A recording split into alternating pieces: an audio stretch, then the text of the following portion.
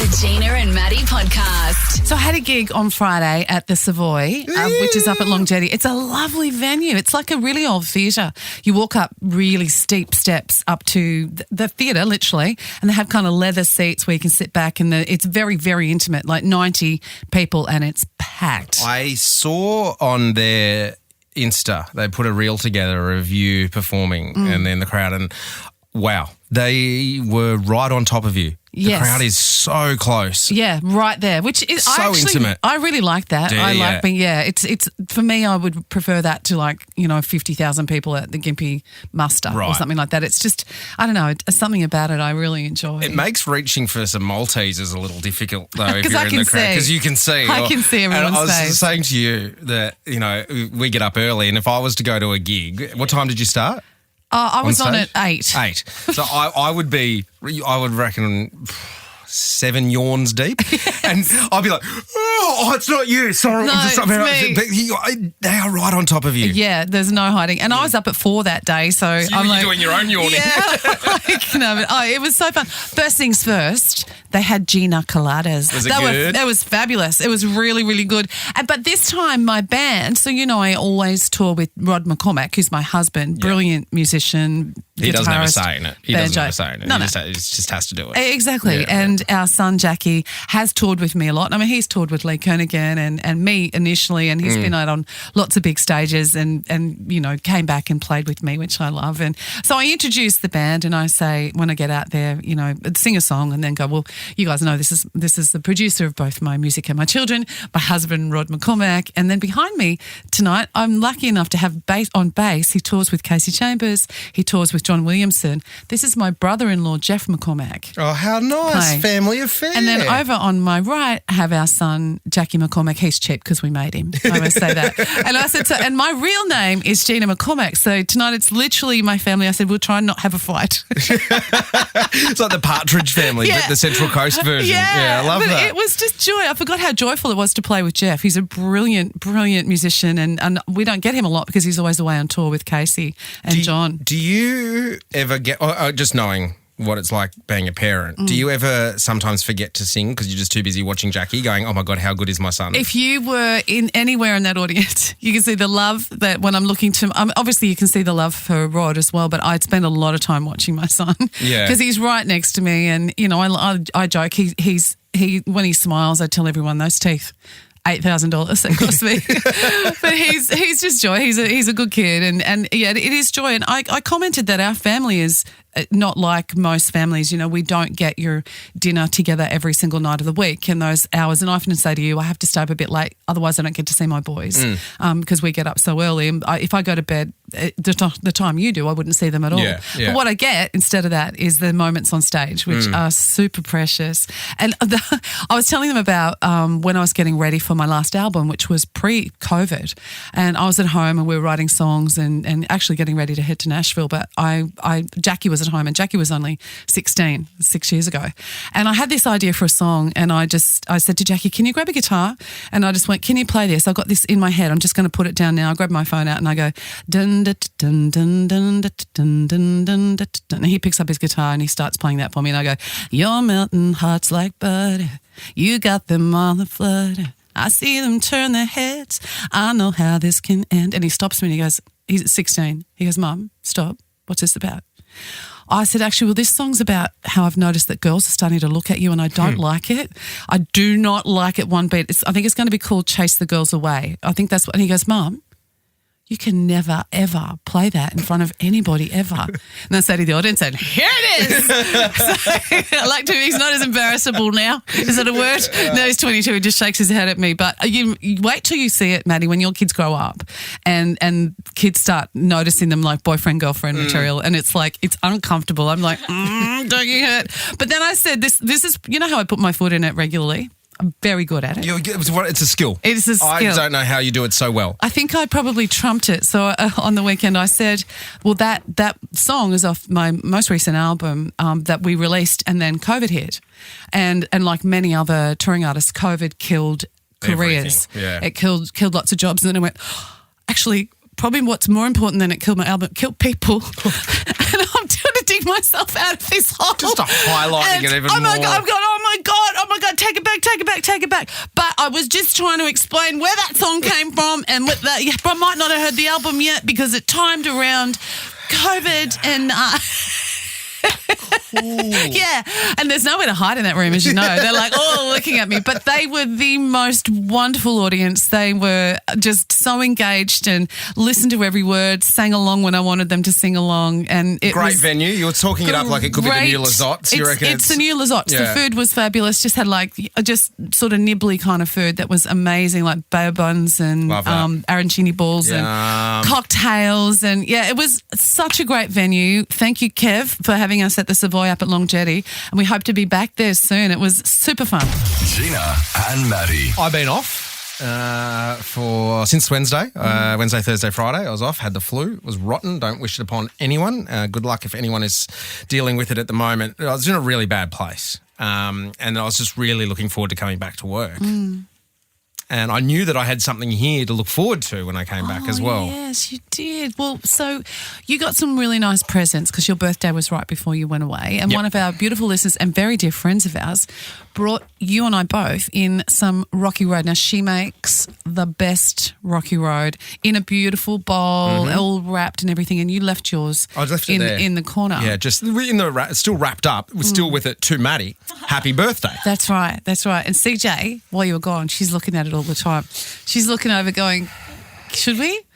He won't know. He won't remember, she said to me. He'll forget. He left it here. He probably doesn't even want it. Oh, that was what she was saying. I left it here because I was bedridden with influenza A and couldn't even pour myself out of bed. Oopsie. So she gets it. Here. She opens it. She brings it over here between her and I. She opens it up. She goes, I'll just have one piece. I think her intention was to then tie it back up and put it back over there in the corner for when you got back. And then next minute I look and it's like almost gone. She goes, I can't stop myself. I can eat all of this in one go. It was really good. And it was really, really, I had some too, but I didn't have anywhere near as much. Hang on a minute, why are you joining in? Because she put it in between us. But didn't you already have your own? Yeah, that was gone. So then we had the tiniest bit left because you had said that you could even share it with the team on Thursday. But it was going to be my decision. It was your decision. To share it. You snooze, you lose. So we took it out and it was only a little bit left and someone coughed on it, so we didn't want it. There was someone coughing on team meat. That's a side note. But anyway, we feel... coughing on Rocky Road at a team meet? CJ and I look at each other and go, well, we're not having any more of that, are we? Well, we had enough. She'd had enough. I'd had two pieces. She ate so much, Matty. Just feel a cough coming on. Where's a bowl of Rocky Road I can cough on?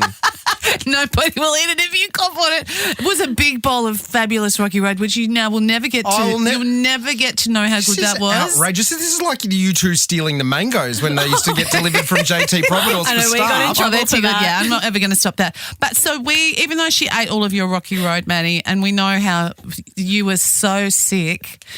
Don't say love you off air like that. No, it didn't start with L, it started with F. So we feel so bad that you missed out on that. And you've been sick, you've been unwell, your team lost. We got you a surprise. We got you a little present. Oh, my God. To make you feel better. Because you've had it better not be a dog. If it's oh, my God! Oh, my God! Are you guys serious? Are you for real?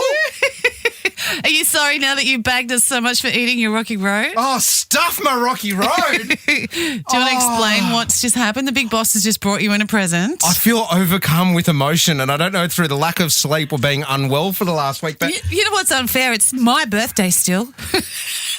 You got it. It is a Ninja slushy machine that I was not allowed to buy by my wife. Well, no. She was like, it's not responsible in this environment, cost of living, to spend money on a frozen margarita machine, essentially. It's the Ninja slushy. And there was like a waiting list of like how long did you have to wait? Well, 50,000 people signed up for the waiting list on the first release, and now it's back in stores. And oh my God.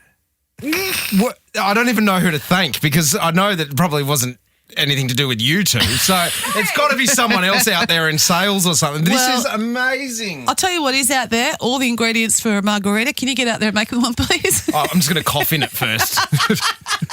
Gina and Matt. Matty. Gina, let's talk maths. I have completely tapped out, but it is everywhere on my socials. I was going to tap out. Like last night, I had it on. I'm not really paying too much attention. I was doing some emails and stuff because I thought, no, I'm over it. But it was the dinner party, the final dinner party. Oh, my God. So really, only one couple, Jeff and Ree, look like they're actually going to make it. And they look like a really nice couple. And they knew each other previously and had dated previously. But then they'd said they just weren't in the right time. You know, you can meet the right person wrong time. Yep. And they got a second go at it. And they look like they're going to succeed. Paul and Karina. So she's stunningly beautiful. She's the one who apparently spent about $30,000 on hair and makeup and clothes for the whole show, and she's become known as the fashionista of the show, and she always looks stunning. Well, their relationship was shaping up. She was a forgiver. He's the one who punched a wall in anger. Oh, that's red flag. That's a big red flag. One of their very last task was that you could, if you wanted to, go on a date with someone else who you were potentially matched with on the show. He did. What an idiot. So that and they were going pretty good up until that point. She went, that's it. So she drew a line in the sand. But it is a TV show at the same time as well. Like they're not really married. So to go on a date, they're not really married. Yeah, but they're supposed to show, can you be committed in a relationship or not? And he clearly showed that he couldn't. Yeah. So for her, he'd also bagged her. I think she'd had to forgive him 3 times. So by the time they got to the aisle for their final commitment ceremony, she just went, look, you had me, you blew it, you lost me, I'm out. Yeah. And he's devastated, like so broken when she did that. She stood really strong and I thought, good on you, girl, you go, girl. Well, now he's come back fighting, going, oh, it was all her. He's turned it and he said, oh, no, she's up herself or whatever, however he put it. It wouldn't be a season of maths without a bit of gaslighting. He's blaming her. So I think tonight, I haven't seen it yet, because we can see it early. I haven't. Tonight, he's going to get a roasting from, who's the judge we spoke to? John. I think John's going to put him in his place, which I'm looking forward to seeing that. Mm-hmm. But here's the gossip. Okay, what we got? So during last night's Married at First Sight reunion dinner, the tensions escalated between Clint Rice and Ryan. So Ryan was married to Jackie, who could cry at the drop of a hat. She was very emotional. She's a New Zealander and a lawyer apparently, and very emotional, like didn't come across great, whether it was the editing or not. I don't think you can edit that badly for some of the stuff that she did. Anyway, they had a bit of their final vows, they just took the mickey out of each other in a bad way. Right. It was toxic. It was hard to watch, to be honest. They both really, he tried to be nice, but anyway, I didn't like it. So apparently, behind the scenes, she has been dating another husband who split up, Clint. Now, Clint, they walked in separately to the dinner party last night. Then everybody said, look, the rumours are flying. Are you together or aren't you together? And they finally said, yes, we are, which really hurt Ryan, the real husband, I say inverted commas, feelings. But this is how Clint, who apparently is a gazillionaire. Okay. Apparently he's very, very, very wealthy. This is what he said. Have a listen. Mate, don't go there. I'm not in the western suburbs in a 1-bedroom house. Jackie's gone from a Kia to a Ferrari. I like a Kia. I like a good Kia. We have a Kia Carnival that we toured and we quite like it. So he's very bougie. So she's going on. She goes, oh my God, I've got half his walk-in wardrobe, because she's stayed there for the last 2 weeks apparently. I would imagine it's got to be longer than that. Then we've got his and her showers. It's all very boozy. And she laughed and flicked her hair into place. I think I saw the dollar signs in her eyes light up like a poker machine. Because I think there's a 14-year age gap. I don't mind an age gap. My husband's 6 years older than me. That's not my issue. I think she sees that he's well, maybe they're very happy. I don't know. But a TikTok reel came on last night while I was watching this ceremony of the dinner, the final dinner. CJ texts me, oh my God, you will not believe what just happened, and have a listen. I've got one question for you. That's Clint.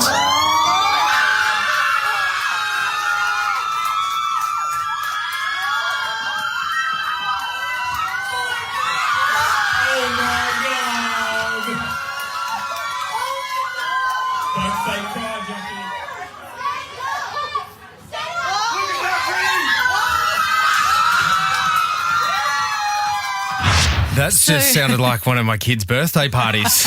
So he's proposing to her for real. So Hang on, what? That's a proposal? That's a proposal. So they just all screamed like they were at a maths reunion viewing party at Sydney's Arcade Bar. Yeah. And so there was lots of friends or influencers or whatever there. So he got her a custom-made 5.8 carat oval diamond solitaire ring, and like they're saying they've been together for 2 weeks. Hashtag sponsored? Is that going to pop up on an Instagram I'm not collab? going to say who the jeweler was because I've got yeah. that in front of me. But she's overcome with emotion. She couldn't even answer, and she said yes eventually. So they are engaged for real. Wow. She's moving down to Tasmania to live with the gazillionaire. They're starting up a business together, and poor old Ryan has got he's not heartbroken, he's hurt. Right. His pride's hurt. She's still bagging him. She's still screaming at him at the dinner table last night, and I looked at Clint's face and I thought, Clint, run. Jeez. But yeah, during the show, they leaked that TikTok thing. All right. They're officially engaged. What? There you go. I thought a couple of the episodes of The White Lotus that I was watching was sort of full on, but that sounds a lot. Well, and this is why I wasn't even going to watch last night, and I'm so glad You're back. I'm back. So tonight I'll be watching the final on the couch where they get in trouble. Oh, how good. I'll be watching The White Lotus, so we'll have a bit of a wrap on that. The Gina and Matty Podcast. For more great comedy shows like this, head to novapodcast.com.au.